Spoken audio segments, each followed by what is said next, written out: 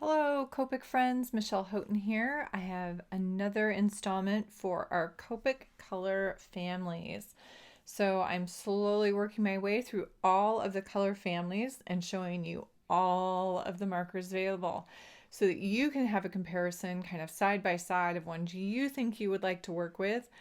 I'm going to give you two other resources. If you're looking to purchase markers, I would always recommend Violetta Ink, and I will put her info kind of along the page here.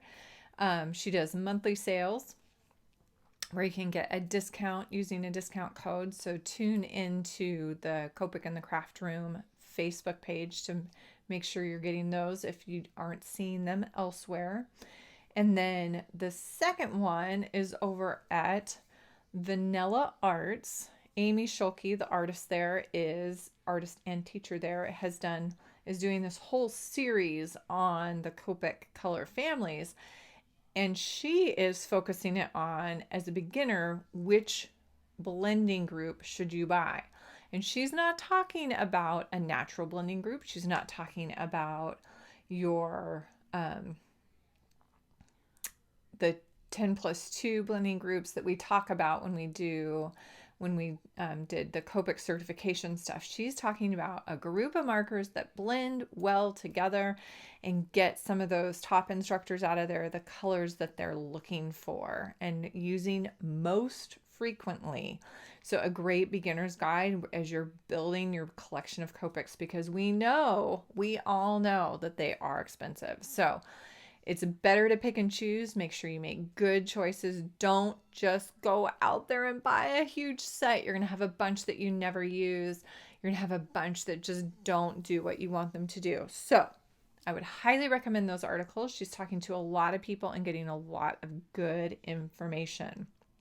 So today I am using an image by Corbiere-Scott, and she is at Corbiere-Scott-Designs.com, and it's this little image. It is called Eileen. She has these digital pages that are already in an 8.5 by 11. You guys have seen these before, and I've got it already cut out, but all you do is pull it up, you print it off, it's sized, ready to go. This is the image up in the right hand corner. It's ready for a card front. All you do is color it and slap it on, or do whatever you want to do with it.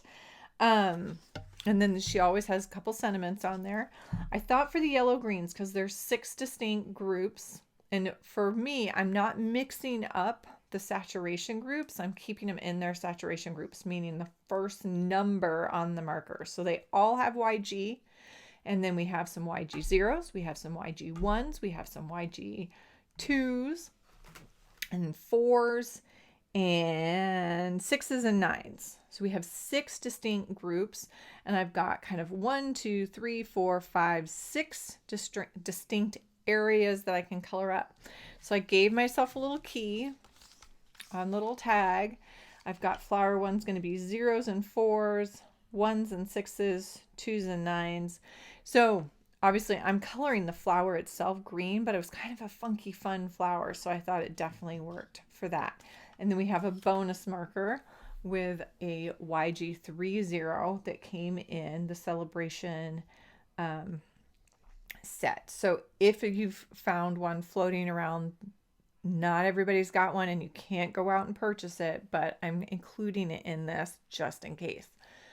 I haven't had this question yet, but I'm not including the fluorescents in this. I feel like they're kind of a group unto themselves, but they blend, the YGs that are fluorescent blend in actually really well with the YG family. Not all of the fluorescents do that, but the YGs do. I have a couple videos specifically about the Copic fluorescents that you guys can look up if you're more curious about that, and maybe at the end I will touch on them again.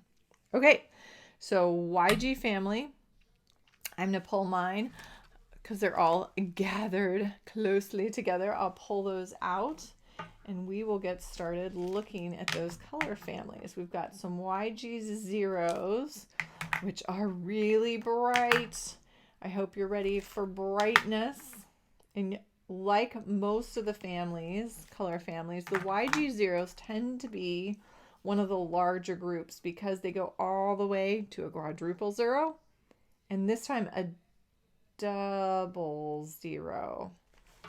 So not all of the color families have both the quadruple and the triple 0. This one has the quadruple and it has a double 0, but you're going to see it's going to give us plenty of range. Gotta tell you, it's a little crazy. Okay, we have our 1s. Pulling those guys out. And we have 2s. There's another 0. It's huge. 2, 2, 2. The 4s is smaller. 6s is kind of a set that everybody knows. Okay, so the YG1s have 3 markers in their set. The YG2s have 3. The YG6s have 3. The YG4s only have, and the YG9s have 3. Very common. So we've got these 3 markers in each of those sets. And then the YG4s only have 2. And of course the YG30 is a standalone. It just kind of is a bonus if you found it. And then the YG0s have 1, 2, 3, 4, 5, 6, 7, 8. Yes, 8 markers. So where were we going to put those? They are going on the outside of this flower. That's a lot. Can I do it? We're going to attempt it. So these sections are going to have to be really small. YG09 is lettuce green. We're going to keep it right at that outer edge. I still want to make it look round and kind of cupped. Even though I'm just showing you guys how these markers work and how they sit side by side, I'm having fun still coloring these images that I'm finding to color up for you. So I still want to make them look nice. YG07, double check, yes, is next in line, acid green. Those are sneaking up a little further. Now I am going to try to avoid the dots because I have kind of a plan for that. We'll see if it works. So starting in the 09 and pulling a little further. YG06 is yellowish green. I love when they use the ishes in the actual color names. It's kind of a yellowish green. It's how we talk, right?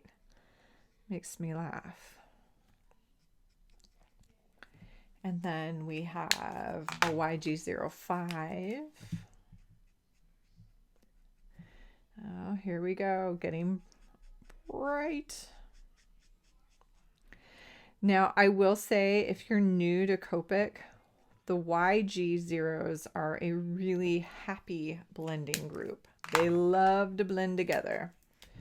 YG03,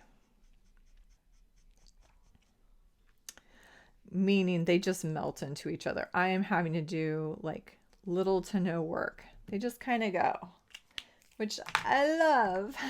I'm all about the ease. This is YG01.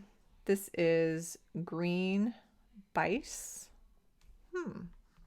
Hadn't noticed that before, and I didn't say what the YG03, yellow green. So YG01 verges on fluorescent. It ends up being this great color to brighten up leaves and stuff like that. Then we have 2 more in the YG zeros. We've got YG00 and it's mimosa yellow. And we have the YG quadruple 0, which just like the other quadruple zeros out there, and this one is lily white. Just like the other quadruple zeros, you're gonna barely see the color when I lay it down. You'll see that I've wet the paper, but to actually see that color, we're gonna have to let it dry a little bit, and then you'll see the ink.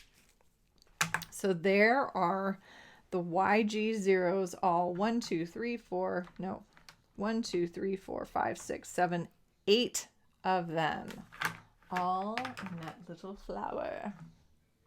All right, so YG1s are next. We've only got 3 of them. We've got YG17, and that is grass green. And we're moving up to the exterior of this flower, but you can already see with the YG1 that we've added some gray. It's already shifted a little bit. It's not as vivid.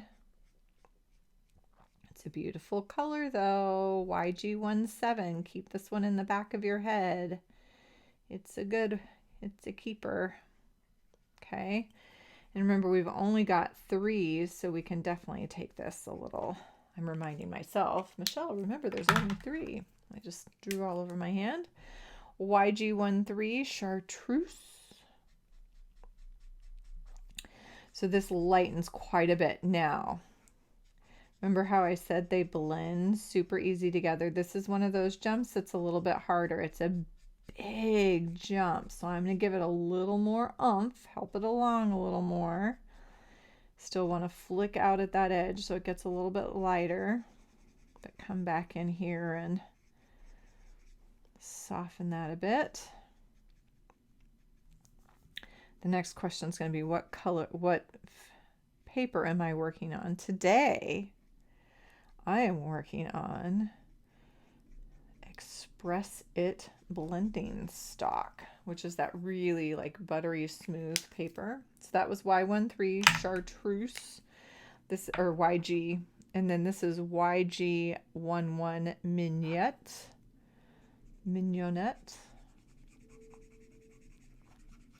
And again, I'm gonna have to hit that edge a little bit more, as much as anything, because I've had to lay down a little more ink, but notice how easily that worked. I can even see my little brush strokes over here. Let's duck in. But notice the difference, the significant difference between the zeros and the ones. It's not about light and dark. We still go from dark to light, but look at the brightness in the zeros versus the ones. Huge shift there. Let's shift it down to this lower one and hit our YG2s. Now the darkest of these is a YG25 Celadon green.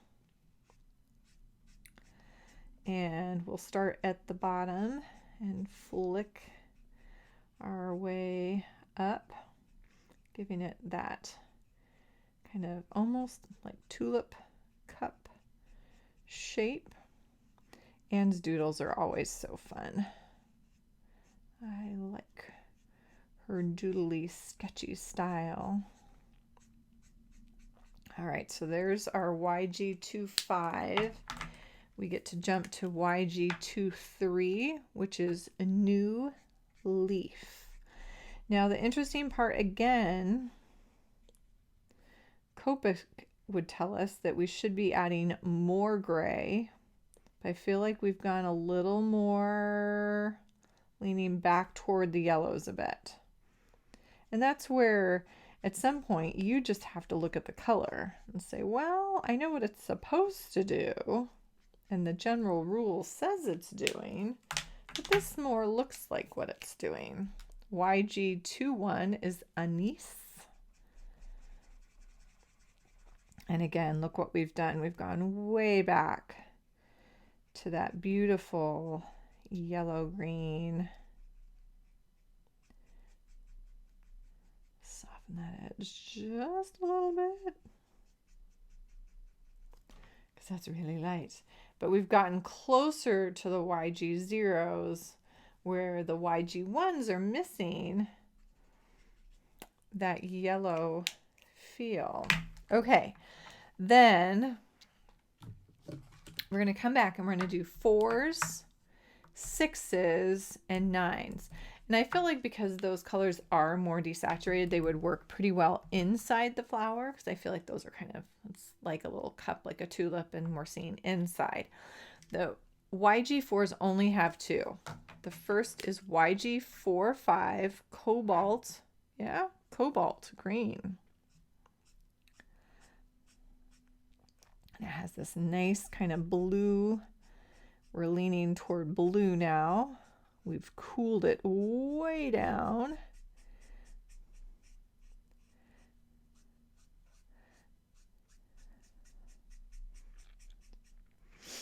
And then the other of the set, because there's only two, is YG41 Pale Cobalt Green. Well, isn't that handy?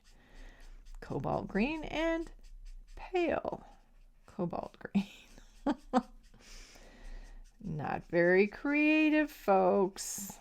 And these are not blending as happily together, but we're gonna make it happen. It's not gonna happen with a simple flick, but we kind of got it there. So those are the YG4s. Then we have the YG6s. Those are going in here, and a lot of people are familiar with these guys. You see a lot of people use these. YG67 is this beautiful, gorgeous, deep yellow-green that works stunningly on foliage. I should go more straight across on this because it's inside the flower. Not so rounded. And that is, sorry, moss. Then we've got YG63, which is pea green, PEA. I use the YG63 in conjunction with YG01 and YG03. And then I will tone that down with YG63. I like that combo a lot. YG61 is pale moss. There's that creative naming again. I'm learning so much, actually paying attention to the names. It makes me kind of giggle. Okay, so those are the YG6s, and obviously now we've gone way desaturated where we've added those grays, but look at where we've gone for those cooler, the underside of the leaves, the forestry, some of those just deeper greens. This is going to work beautifully. Then we go all the way to the extreme. We go to YG9s. We have a YG97 Spanish Olive.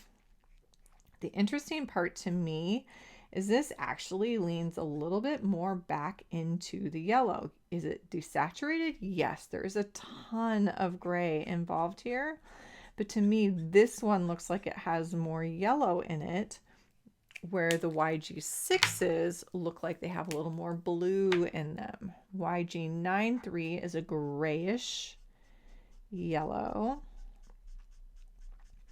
Now, the ones that the YG9s remind me of are actually the earth tones, some of the earth tones, and it's the 8s, E8 group. They have that kind of mossy, earthy feel to me.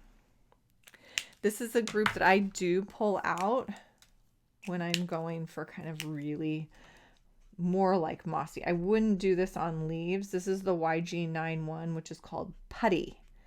It's almost like we've moved away from green altogether. And look at this. I mean, to me, this is completely earth toned out in that we've added a almost brown in there versus the green. So really unique shade with the YG91. And again, you pull away those other colors and you can see kind of that range, but really a unique range if you're just using those E9s together and not adding other things in. I'd be tempted to play with the E8s and combining that and seeing if I can play around with those two together. I think you could get some neat things. So the one I didn't play with, but I told you I had in my arsenal, is the YG30. On all of these, when they gave them out, they literally just said 30th anniversary on the end. They didn't name the colors. It's just 30th anniversary, but I thought it'd be kind of fun to go back in and put these. We have a little bullet nib, and they're almost white, but put these on the dots on all 3 flowers. So it is definitely a cooler color, the YG30. The cap is actually pretty accurate on this one, and then it tends to feel a little bit more like the green family versus the yellow-green family. I would say the same with the YG1s. They tend to lean toward the green family versus the yellow-green family to me, as well as the YG4s. They look a little more green versus yellow-green. And of course, if I sit them up against something else, they will look different. But for fun, that is what the YG30 looks like if you ever manage to get your hands on one. The yellow greens. 1, 2, 3, 4, 6, 9. Those are all of them. Thank you as always for joining me in our little experiment here, looking at all the color families and all the Copic markers. If you're looking for more information from me, you can join me over at the Copic in the Craft Room Facebook page. That's a great free website with lots of information. You can join me over on my blog at Copic in the Craft Room, or look it up as scrapweaver.com. You can follow me on Instagram, all those great places. If you have questions about Copics in general or about this particular video, let me know in the comments below. I will check back regularly. Thank you everybody for stopping by. Have a happy, colorful day.